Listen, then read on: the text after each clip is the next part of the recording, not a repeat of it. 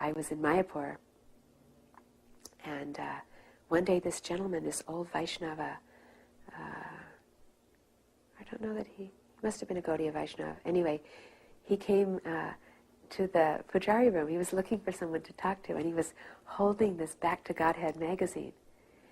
And he said, is anyone here who is disciple of Bhaktivedanta Swami Maharaj? And a few of us said, well, we are. He said, oh, I have to tell something really special. He was very excited. He said, I had been the pujari at Advaita Acharya's house in Shantipur. You know that beautiful house where it's like a temple there now. He said, and for many years I served there in very humble capacity of doing the artiques and taking a little bit care of guests. And he said that many years ago, when I was young, I used to notice that there was this one Grihastha gentleman that would come, and he would sit in the back of the hall, and in a very sober and quiet way, he had his japa beads, and he would chant japa, and I would notice that he would weep, that he would be weeping, very much weeping. He said, so because of that, I didn't want to disturb him, but I would notice him, and whenever he would come, I would be so happy to see him. My heart would fill with joy. He said, and I would always try and give him some Mahaprasadam or some little thing, but I never asked who he was or anything like that. He said he always moved with great determination, and he was came in a very determined way, and he left in a very determined way. Sometimes he would stay almost all afternoon and just chant. And he said, and then after some time, I noticed that he didn't come anymore. He said, I looked for him, but he didn't come.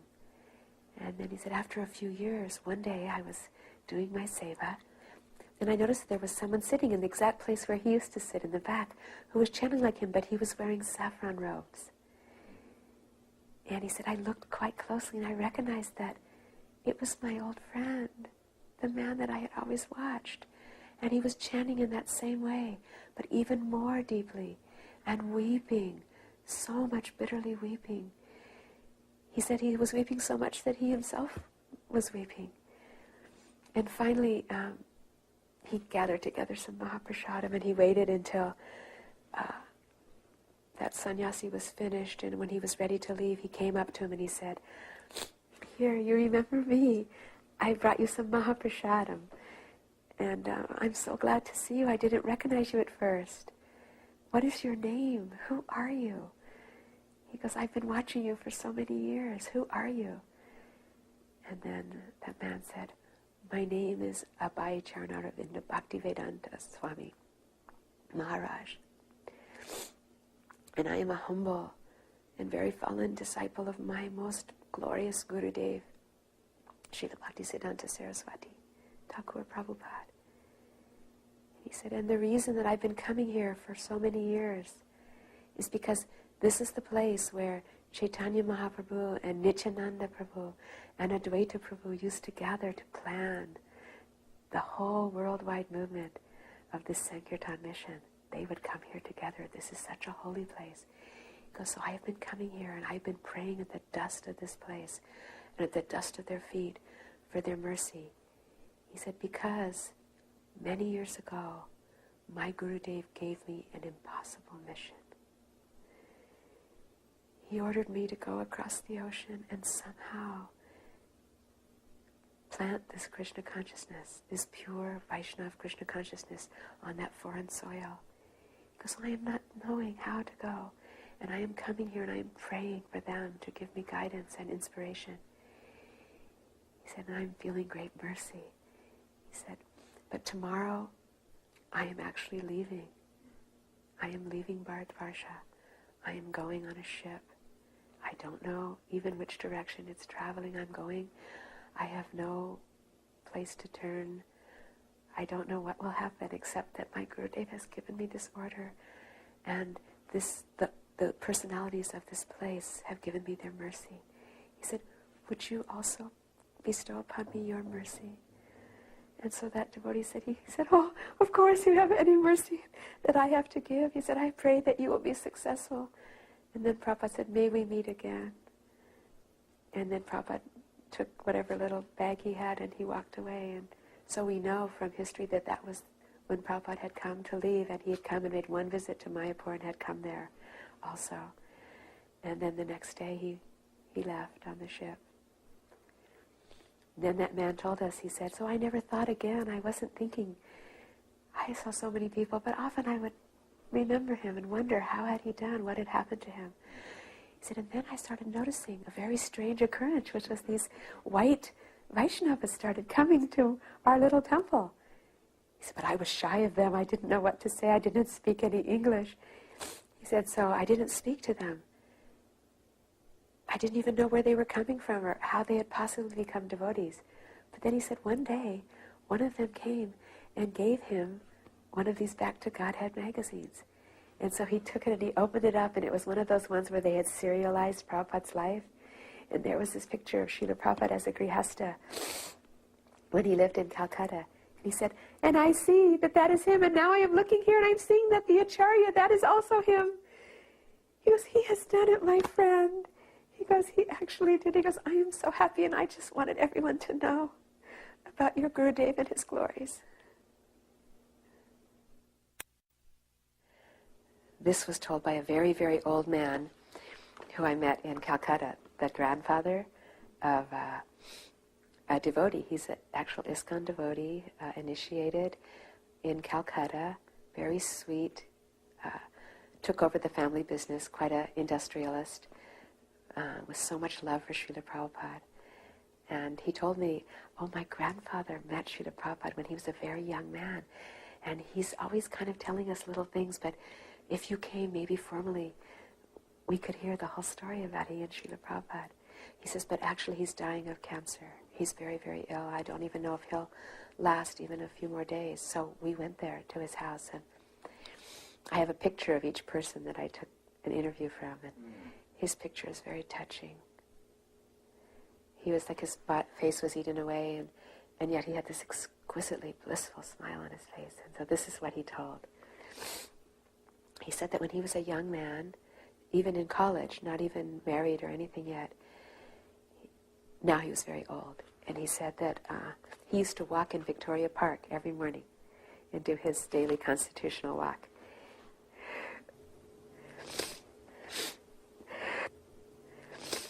And he said that he noticed after a while that there was another gentleman, a Grihasta gentleman, who was very beautiful and had this quite a nice chadar and wore chappals and very aristocratic, kind of old-fashioned style, Vaishnava. And he used to be walking kind of on the same route as him. So he somehow made friends with him. And they used to take their walks together for some period of some months. And he said he loved this man, and who of course we know is our Srila Prabhupada. And he said he used to always talk to him, and he said that he would try and talk about some mundane things like his business and his school, his family. He said Prabhupada had no interest. He said, actually, I have to tell you. He said, I was born also in a very aristocratic Bengali family, but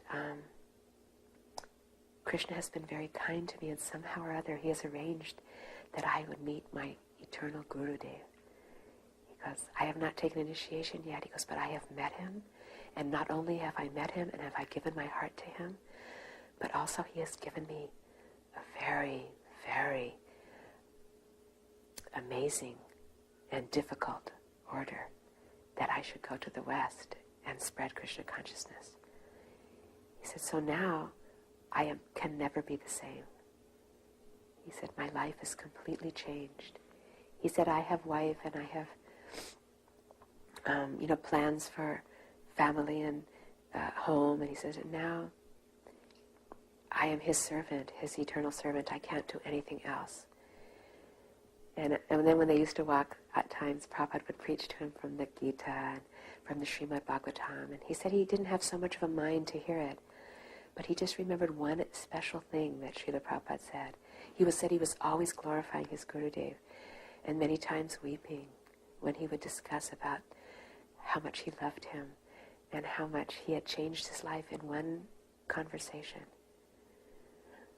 and how he was practicing deeply already that Krishna consciousness that his Gurudev had ordered, and preparing himself and already beginning to write in English.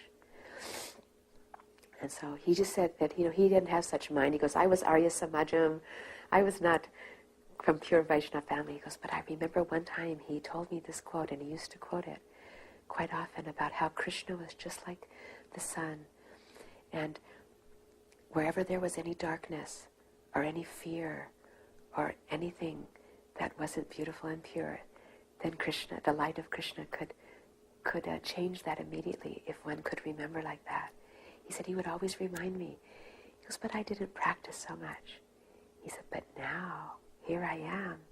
He goes, and for some period of time, I've been suffering terribly because this body is dying. He said, and what amazing thing has been happening to me.